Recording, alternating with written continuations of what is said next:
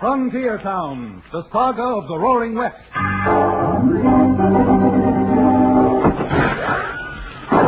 Frontier Town.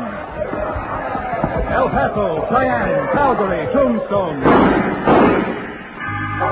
Frontier Town.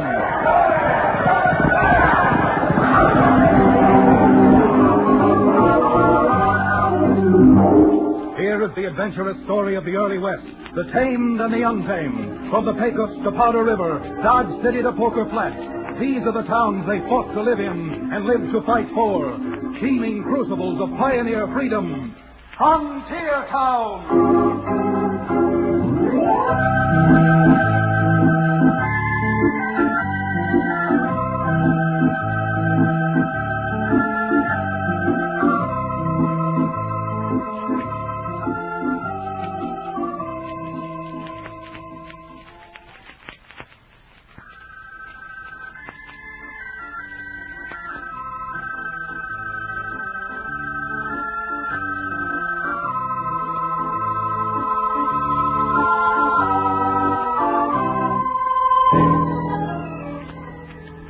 Howdy. I'm Chad Remington, a Cowtown lawyer, I guess you'd call me, although a lot of the folks in Dos Rios, where I come from, look at me with respect and address me as counselor. Of course, Dos Rios is just a sprawling, boisterous frontier town buried away just down below the Continental Divide, but well, things do happen in our neck of the woods, which not alone make exciting telling, but make exciting living. For instance, not too long ago, something happened in a hotel room of a metropolitan city which affected me. Affected me? It darn near killed me. It seems that the hotel room was being occupied by the Right Honorable Quade Dunstan, perhaps the most influential of all our state senators. With a bottle and some glasses handy, the senator was entertaining a so-called constituent, a rancher by the name of King Carson, who runs some 6,000 head of cattle not too far from Dos Rios, in an isolated and lawless area we call the Seminole Strip. Like a lot of political constituents, King Carson had an axe to grind. Senator, I certainly don't mean to threaten you, but if a Seminole Strip is taken into the state as a duly constituted county, you're going to have to look elsewhere for campaign funds next year. Here, let me light that cigar for you, King. There you are. Now, let's look at this thing sensibly. That's what I thought I was doing. Don't you see the way it stands now, with no duly constituted law in this strip? The man with the most influence not only runs, but practically owns the entire territory? And since King Carson employs close to 100 punchers at his various establishments, King Carson is the most influential man in the Seminole Strip today. Yeah, that's just about the size of it. And I'm not aiming on seeing it changed by having you boys vote favorably on the petition to take the strip in as part of the state. King, I realize what it would mean if the petition was passed, state militia brought in and all that. But on the other hand, the Seminole Strip is wealthy and would mean a great deal in taxes to the state. Taxes? Who cares about taxes? I pay for what I want, and I want that bill defeated. Well, I certainly can't defeat it single-handed. However, with a little cooperation from you, we might accomplish our ends to the satisfaction of everyone. Yeah? What do you mean, cooperation from me? I figure I can create suspicion in the minds of my fellow senators about the advisability of taking in the strip as a county of the state. Suspicion based on the unbridled lawlessness down there. And then the committee would come down to Seminole for a personal inspection. Unbridled lawlessness is the part in which you cooperate. You mean stir up so much trouble in Seminole that they wouldn't want it from the state as a gift? Precisely, Mr. Carson. Precisely. Can I depend on you to blast the strip wide open with gunplay and everything else which will reflect on its citizenry?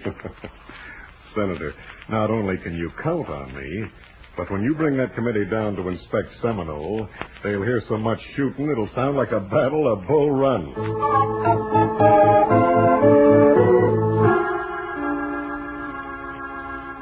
Well, if you'd like to know what that little conversation had to do with Chad Remington, I can only say it came about because of a quite normal cause. A girl. Now, I guess I better make that the girl. Because although Libby is Judge Fillmore's daughter today, I'm kind of looking forward to the time when her name will be Libby Remington. Libby got into this by going down to Seminole to spend a week or two with her mother's brother, Uncle Rufe Tomlinson. And not 2 days after, I received a telegram saying that if it was at all possible, Libby would like me to come down at once. Business. Well, I got hold of Cherokee O'Bannon, former medicine man and now owner of the Dos Rios livery stable. And on the promise of a good time in Seminole, Cherokee not only loaned me a horse, but rode along with me. Just what the business was Libby referred to in her telegram, we found out hardly had we crossed the state boundary into the Seminole Strip. Chad, now that we're here in Seminole, I don't want you to forget your promise to me. I'm looking forward with great anticipation to, shall I say, a merry old time while over here. Oh, Mr. O'Bannon, I want to remind you that my word is as good as my bond. Ah, yes, bond. What a beautiful word that is. Bond. Bottled in bond. Precisely what I have in mind. Now, you listen to me. You've already had 5 swigs out of that bottle of so-called genuine Cherokee Indian rattlesnake oil, and as far as Marinated milk mackerel, Chad. Did you see that? I sure did. That feed barn blew up practically in front of our eyes. Now, who'd want to blow up a feed barn? Don't ask me, but I got a feeling this is no place for us to loiter. We better knock on these horses and get over to Rufe Tomlinson's ranch.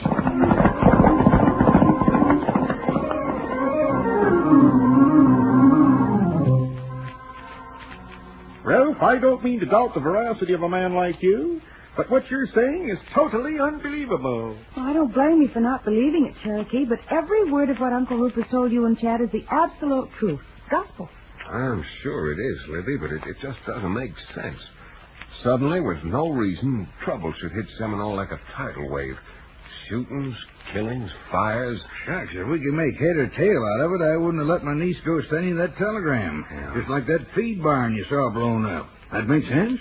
Yeah, it makes a little sense if you're as bat-brained as I am. Oh, Chad, honestly, this is no time for joking. Now, Libby, you know you've both been a little too close to the picture to get an honest perspective on it, but hasn't it ever occurred to you that just perhaps someone is stirring up all this lawlessness because there's a petition up at the Capitol now to take Seminole in as a county? But why, Chad? Just tell me why someone would want to keep the Seminole Strip out of the state. What would they have to gain? Well, might have a lot to gain at that, Libby. Right now, this here strip is sort of a governmental orphan. No real law down here. And if the strip isn't voted into the state, there may never be any law down here, except gun law. Tell me, Rufe, how do the ranchers and other folks in Seminole feel about this crime wave? Our men I've talked to are so blame upset they're ready to grab every gun and rifle they can lay a hand to. Just start blasting. Uh-huh. Once they start doing that, Rufe, you're going to be in the middle of the darndest range war you ever saw. Yes, sirree, Bob. If you start shooting each other, I'll bet you 1 whole case of my rattlesnake oil to a gopher hole. Those senators and politicians won't ever give you a county charter. Oh, Chad, that would be terrible. Well, what do you think Uncle Rufe and the rest should do? How can they fight back against someone they don't even know? Libby, I'll tell you. The first thing is to get the decent citizens of Seminole together and talk sense into them. Make them realize they're only hurting themselves if they fly off the handle and try to fight back right now. But gosh almighty, Chad, how are you going to talk to a lot of wild men? Then they got plenty of cause for being wild. They ain't acting like sensible human beings. I'm not guaranteeing anything, mind you, but if you can round up 20 or 30 men you can depend on and get them to attend a meeting, I'll promise you this much. I'll make the darndest speech any lawyer has since the defense of Benedict Arnold.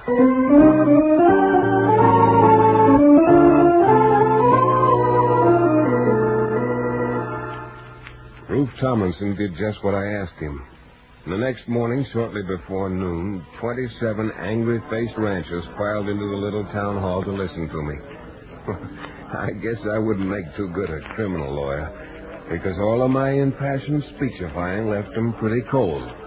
Until a tall, swarthy man got up in the audience and started down toward the platform where I was standing. Now, just a minute, men, just a minute.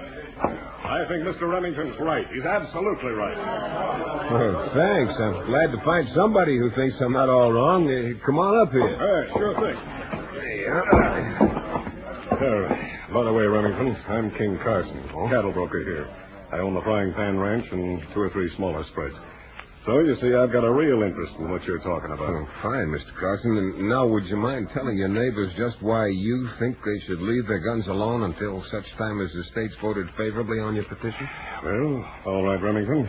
Although I'm not certain that making speeches is going to change the minds of this crowd. Well, sir, they say they can't rule you off the track for... There's a man outside the window. Chad, you all right? Yeah, I'm all right, Roof. But come on, all of you. Let's get outside after that bushwhacker. Where'd that varmint go, Ted? Did you see? I saw him. Hit his horse and ducked into that alley, the other side of the hotel. Come on, man. Carson, see you, boys. Grab your horses. Let's get after him. All right, some of you circle the other way. Come on, Remington. Let's head for that alley. I'm with you, Carson. All right, get him, with you. Come on.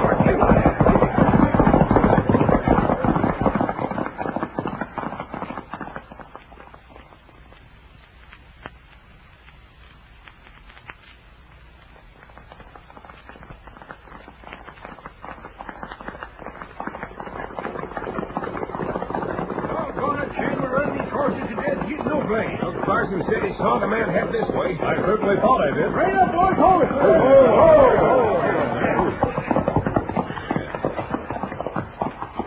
Well, I'll be blamed. What do you make of this, Chad? Oh, what could anyone make of it? Someone took a shot at me at the meeting and somehow got away. Kind of makes fools out of us, too, doesn't it, Remington? After shooting off our mouths, telling the boys not to fly off the handle and start squeezing trigger, we do that very thing ourselves. Well, Carson, now that I've been singled out as a target, I'm starting to feel the way the other men do. What do you mean, singled out? I mean, look here on the side of my neck. Chad, your neck's all bloody. That's right. 1/16 of an inch closer, and those 2 slugs would have stopped my speech-making permanently. Well, I got an idea there's someone who doesn't want any speech-making here in this strip. When I find the man, I've got a few oratorical gestures left I'm going to use on him. 10 raw-boned knuckles swung freely to punch home the points I'm going to make. And I don't mean in speeches.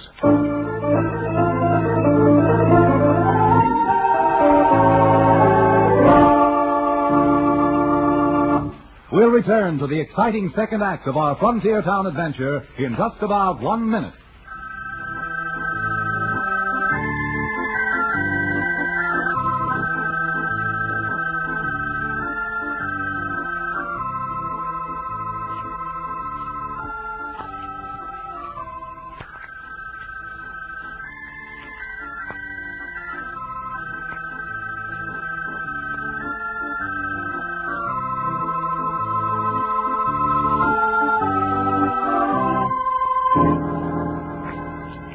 And now, Frontier Town.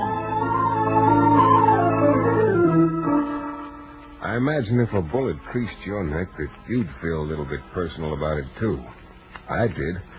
Now, freely admit it made me not only more interested, but more than a little bitter.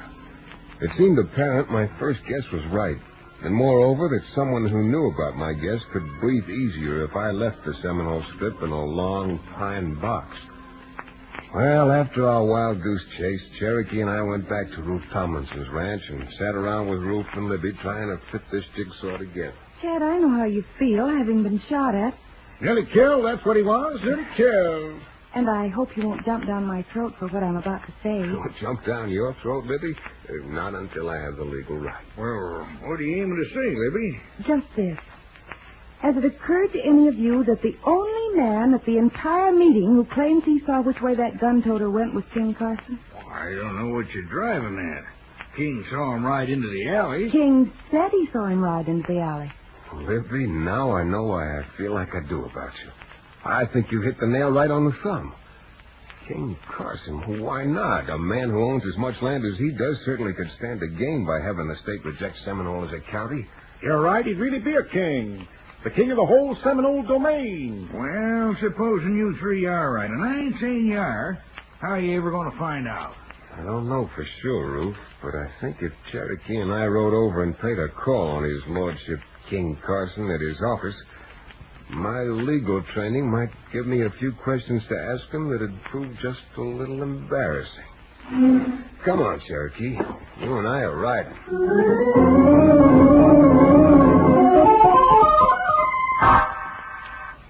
Why, doggone it, King, don't go bawling me out. I done exactly what you told me to do. Oh, sure, Toby. You did exactly what I told you to do. The only thing you didn't do was to put one of those 2 slugs through that rattle-brained lawyer's thick skull. If I hadn't led that posse on through the alley, you'd be dangling from a tree right now. Yeah, you're so smart. Maybe you better do everything yourself. There's one thing I will do myself, Toby, if you don't stop talking back. King, you got no business slapping me. I'm not going to slap you again, because I don't go around slapping corpses. And if you don't get that Chad Remington once and for all before today is over, a corpse is exactly what you're going... What are you staring at? King, quick. Huh? See who just rode up here? Remington, that partner of his. Well, that simplifies everything, doesn't it? Simplifies? Yeah. Since I can't trust you to take care of Remington, this gives me a chance to do it for you. Now, you stay here and stall him. I'm going out the side door and slip around to the rear window. All you have to do is to get him with his back to that window. But you'd better not slip up on that. That's all I've got to say. You black-hearted bag of wind. I got a good notion. I'll be right back, Cherokee. This won't take a minute. Oh, howdy, King Carson around? Why, King, be right back. Yeah, right back. Just make yourself comfortable. Take that chair over there by the window. Thanks. Don't mind if I do stretch my legs a little. Good grief. Shot twice through his back. You sneaking bushwhacker! Out of sight already. Every time I turn my back, someone else... Here. What's going on in my... Holy... Chill. Oh, now, look here, Carson. Don't look at me like that. I had nothing to do with it. I was just standing you here. didn't, eh? Now, what are you doing just putting your gun back in your holster?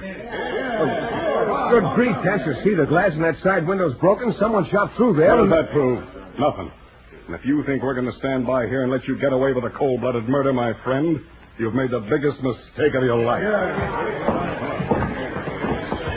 Come on, you.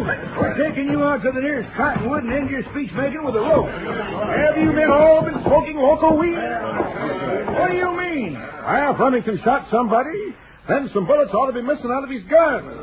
If he's still got 6 bullets in it, then he's the man you're looking for. No, just a minute, Cherokee. I appreciate what you're trying to do. As for those shots, No use wasting your breath arguing, Chad. Just hand over your gun. Here, I'll get it. This is utterly ridiculous. We heard the shots and came in here and Now, there's no found use squawking, King. But If these slugs are in Remington's gun, he couldn't have done the killing. Blame right. Now, here's his gun. Look for yourself. Thanks.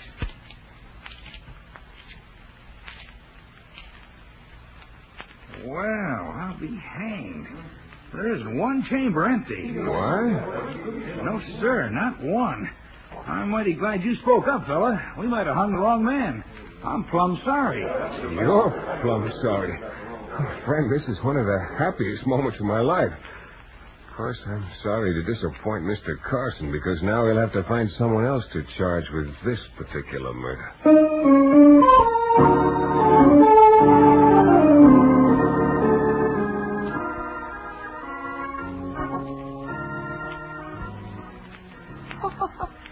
Oh, Cherokee, you're wonderful. You're telling me, Libby? Why, before I got my medicine wagon, I worked the Chautauqua route with the shell gauge. Here it is. Now it's not there. What shell is it under? Best man in the business, if I say so myself. Yes, indeed. You must have been the best man, Cherokee. Although I don't see how, with everybody looking at you, you still managed to palm my gun, which had 2 shells shot out of it, and give them the Colt out of the dead man's holster. Neither do I. Well, since it's not considered ethical to give away any professional tricks of prestidigitation, I'll have to refuse to answer. But I'm mighty glad that for once I was able to help Chad instead of Chad always helping me. By the way, would you say it calls for a little libation about this time, Chad? Oh, Brandon, you can drink your fool head off. Well, thank you. Just as soon as we've gotten the goods on King Carson and turned him over to the nearest marshal. I knew there'd be some string attached to that. Talking about getting the goods is a lot different from actually getting the goods, Chad. I'll say amen to that, Libby. Well, let's save our amens for Carson's funeral if we're good and lucky. But we'll have to be lucky to pin anything on him. We will? Yeah, he's smart. Slick as a jackrabbit in an oil well. Look at what he framed on me. What's that? Well, the way I figure it, the man he killed was a man who worked for him that he wanted to get rid of. So? So he killed him figuring the mob had killed me, thereby getting rid of both of us and keeping his own hands clean. And again I say so. So, my dear Miss Persistence, I think that since King Carson considers himself an expert at murder, what we've got to do is plan another one for him. Just pray that we're lucky enough to stop him before it's too late.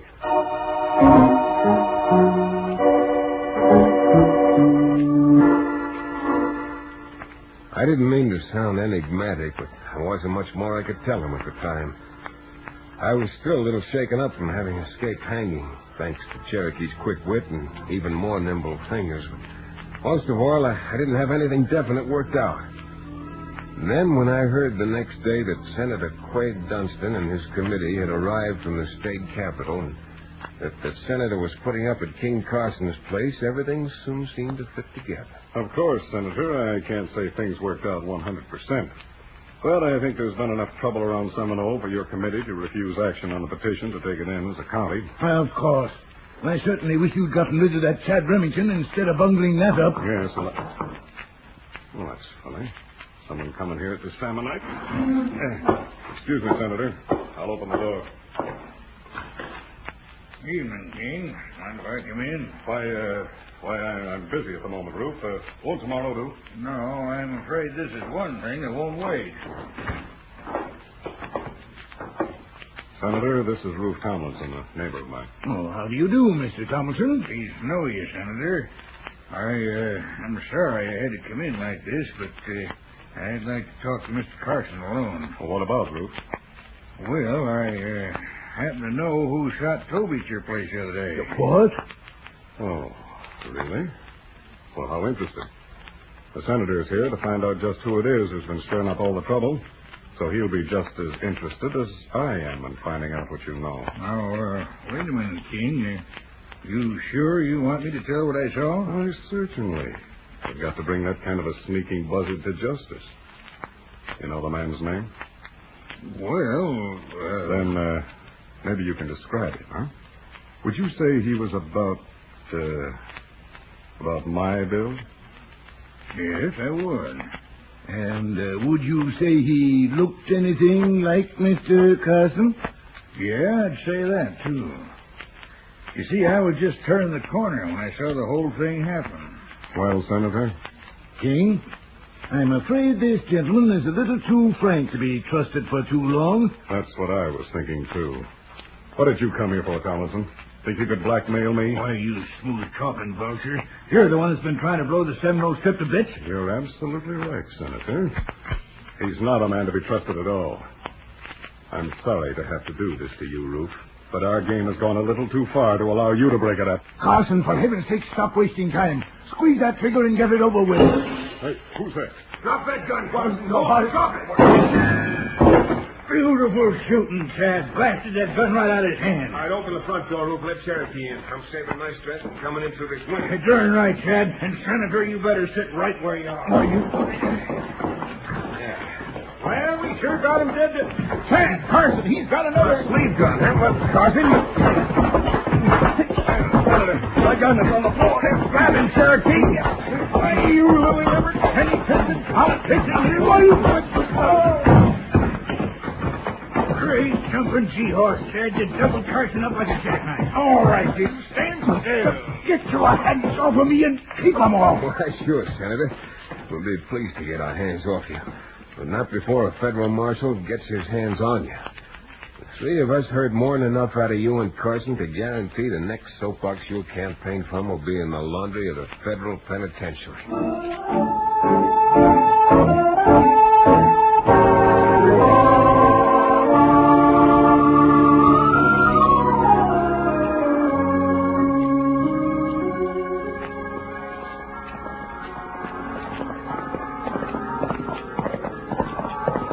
Ah, listen to those bells. I'll bet both of you, the good citizens of Seminole, will keep the clocks ringing until well past midnight. I'm sure they will. This is really a celebration for them finally getting the county charter. You're right about them, Libby, but I'm afraid that isn't what's on Cherokee's mind. He's all in the lather about not being able to participate in the celebration, the libation part of the celebration. Well, after he's practically saved your life by that sleight of hand he performed changing guns, I think he's entitled to a reward. And now you're talking. Yes, indeed you are. Well, I fully intend to see that Cherokee gets a reward, his just reward. That sounds more like it. You know what your just reward is? Having found out what a great magician you are, hereafter I'm just going to give you an empty glass so you can say hocus pocus over it and produce your own libation. Try up all the nefarious schemes. Libby, come on. We'll never get back to Dos Rios if we listen to Cherokee singing How Dry I Am. With the election of a new senator coming up, I want to get home for the vote. All right, girl. Let's get stepping. Hey, I can't ride that fast. I've got a bottle in my hip pocket. Don't worry about that, Cherokee. If that bottle breaks, it breaks to beyond the horn.